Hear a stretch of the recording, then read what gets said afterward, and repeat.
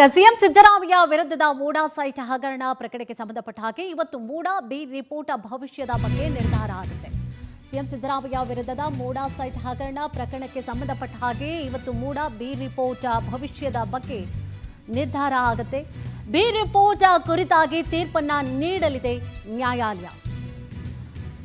ಜನಪ್ರತಿನಿಧಿಗಳ ವಿಶೇಷ ಕೋರ್ಟ್ನಿಂದಾಗಿ ಇವತ್ತು ಆದೇಶ ಹೊರಬೀಳುತ್ತೆ. ಈಗಾಗಲೇ ತನಿಖಾ ವರದಿಯನ್ನ ಸಲ್ಲಿಸಿದ್ದಾರೆ ಲೋಕಾಯುಕ್ತ ಪೊಲೀಸರು. ಮೈಸೂರು ಲೋಕಾಯುಕ್ತ ಪೊಲೀಸರಿಂದ ಬಿ ರಿಪೋರ್ಟ್ ಅನ್ನ ಸಲ್ಲಿಸಲಾಗಿದೆ. ಸೂಕ್ತ ಸಾಕ್ಷ್ಯ ಆಧಾರಗಳ ಕೊರತೆ ಇದೆ ಅಂತ ಹೇಳಿ ಬಿ ರಿಪೋರ್ಟ್ ಅನ್ನ ಕೊಟ್ಟಿದ್ದಾರೆ. ಬಟ್ ಸಿಎಂ ಸಿದ್ದರಾಮಯ್ಯ ವಿರುದ್ಧದ ಮೂಡಾ ಸೈಟ್ ಪ್ರಕರಣಕ್ಕೆ ಸಂಬಂಧಪಟ್ಟ ಹಾಗೆ ಇವತ್ತು ನೋಡಿ ಈಗಾಗಲೇ ಲೋಕಾಯುಕ್ತ ಎಲ್ಲಾ ರೀತಿಯಾದಂತಹ ತನಿಖೆಗಳನ್ನ ಕೂಡ ಮಾಡಿತ್ತು. ಇವರ ವಿರುದ್ಧವಾಗಿ ಸಾಮಾಜಿಕ ಕಾರ್ಯಕರ್ತ ಒಂದು ದೂರನ್ನ ಕೊಡ್ತಾರೆ. ದೂರನ್ನ ಕೊಟ್ಟಂತಹ ನಂತರವಾಗಿ ಆ ವಿಚಾರ ಸಂಬಂಧವಾಗಿ ತನಿಖೆ ಕೂಡ ಆರಂಭ ಆಗುತ್ತೆ. ಲೋಕಾಯುಕ್ತ ಪೊಲೀಸರು ಕೂಡ ತನಿಖೆಯನ್ನು ಆರಂಭ ಮಾಡ್ತಾರೆ.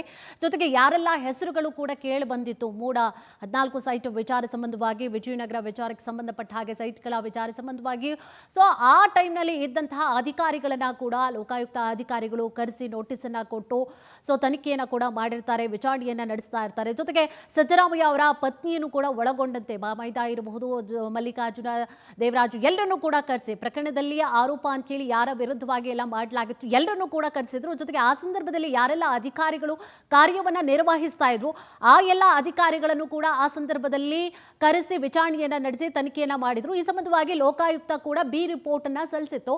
ಆ ಒಂದು ಬಿ ರಿಪೋರ್ಟ್ನ ತೀರ್ಪು ಇವತ್ತು ಹೊರಬೀಳುತ್ತೆ.